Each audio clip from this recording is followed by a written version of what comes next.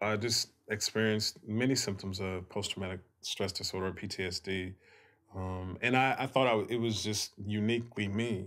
Boys are sexually abused in vast numbers and vastly more frequently than as a society we're recognizing. Experienced. I was absolutely amazed that, in fact, it was so common among sexual abuse survivors of feeling alone or feeling it was only you.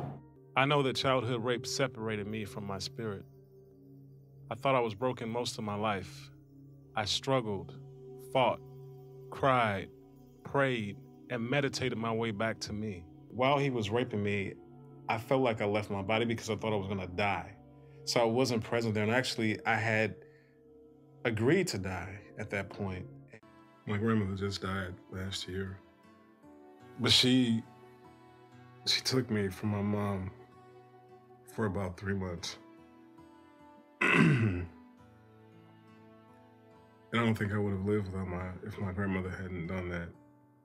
Like, she nurtured me and sheltered me and brought me back to myself. Because of my upbringing and just the pride that was instilled with me, I was able to continue to do so many successful things. I graduated from UC Berkeley. I'm a teacher. I've taught for 14 years. I've motivated many young people to be their greatest selves. And even throughout my pain, I was still able to help other people work through their own shame and guilt and even denial about childhood sexual abuse. He must have had my head on a pillow because I was suffocating. And it's not something that should be a secret. I was 13 when the abuse first started, and he abused me several times a week for several years, all over this country, and even on a trip to Europe. He began to take the same interest and do the same things with my younger brother, and that concerned me. And it definitely galvanized my absolute determination to send a message, to speak a truth, to help another survivor, without a doubt.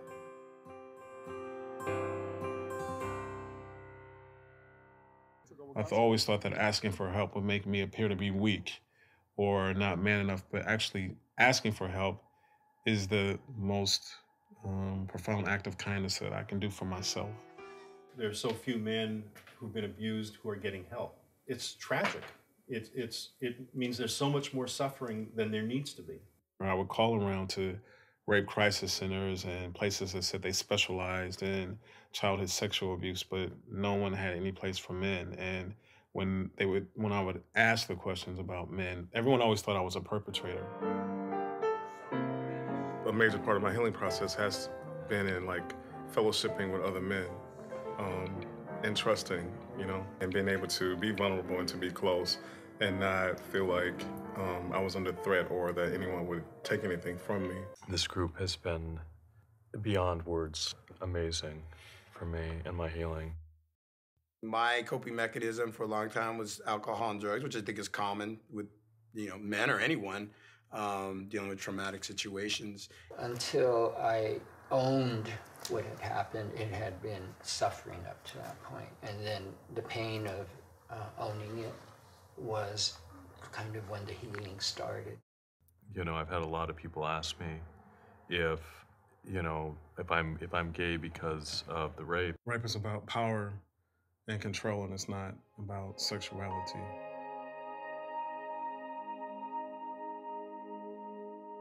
At that time, when I reported him, under New Jersey law, they were required to report him to the police. They did not. Had they, the criminal statute of limitations would have still been in effect, and he would have been held accountable. But because they did not, he is a free man today. Good morning, Senator. We want to talk about the initiative to move the statute of limitations, eliminating the statute of limitations for crimes committed against children. Certainly send a very strong message to the institutions who are harboring sex offenders that they can no longer get away with it. And Mark's advocacy and others, I think, will have a real impact in terms of protecting children in those institutions. Now, Well, I think he has to be more passionate than. My freshman year in high school, I was always in the office for fighting and throwing chairs and just being really, really angry. One of the vice principals told me that they were thinking about expelling me from the school. And he said that it wouldn't even be any use because I would either wind up killing someone or someone was going to kill me if I didn't control my emotional state. Well, I'm a forensic psychologist. I've been researching child abuse, and in particular, the impact of sexual abuse on men. I started getting inquiries from attorneys who are representing men who've been charged with serious crime, basically all homicide. I met JT, I believe it was 1994. He had been sentenced to death already. I'm not sure that I've met anybody who had a worse history of sexual abuse. And JT was abused in other ways as well, psychologically, physically abused. But the sexual abuse was just horrific. What happened when you came in here after the crime? Wow. Died through some kind of crazy, tragic means. I had done to somebody else what I wanted to do to myself. This is my total failure as a human being to have taken a life.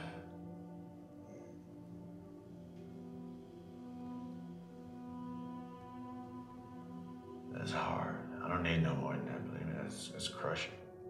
I think there's a lot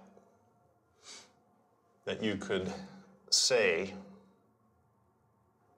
to young men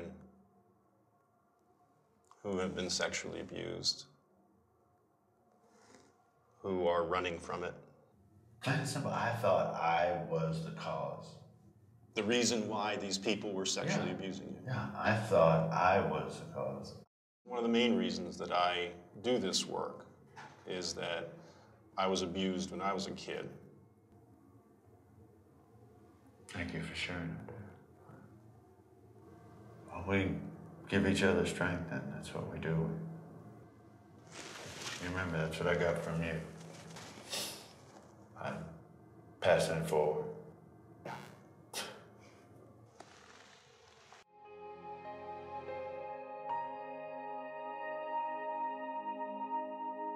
Things normal men experience, whether it be intimacy with their own spouse or partner, whatever it is, it's very different for that survivor.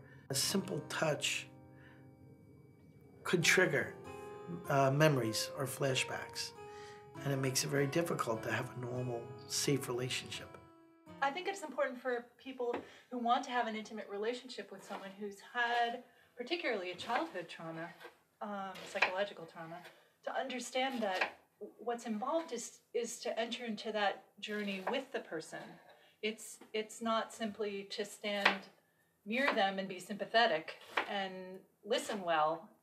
It's really a journey that you will undertake together. There was nothing more liberating. I can't recall a bigger step in my own healing than when I broke my silence and told my story. And when you learn to hope and trust and understand it's okay to be able to express yourself, even if it's something simple like playing with your kids. I know now that if a child would talk to me about it, I know what to do and I know the tools that I have in place. But I think if a child talks to an adult about it, it's their responsibility to get help. I've taken my life back, and I recognize it for what it is, and it was not something I did. So I don't have that shame. I've shed that shame. The blame belongs there, not here. I think we have to reach out to teenagers and to young men in their early 20s and in their mid 20s, and we have to reach out to them in a very, very proactive way. Men need to have hope, and when you have hope, you will heal, without a doubt.